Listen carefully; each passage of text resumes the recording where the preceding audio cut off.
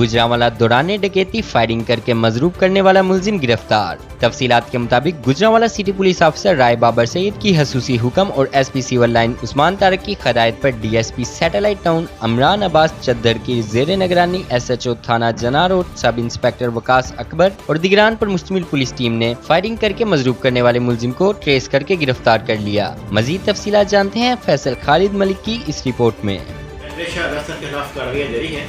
इसी सिलसिला में 15 जून की रात हुसनैन नामी लड़के को नामालूम अफराद ने फायरिंग की और ज़ख्मी कर दिया। वो बड़ा सीरियस ज़ख्मी हुआ, उसके पेट में फायर लगे।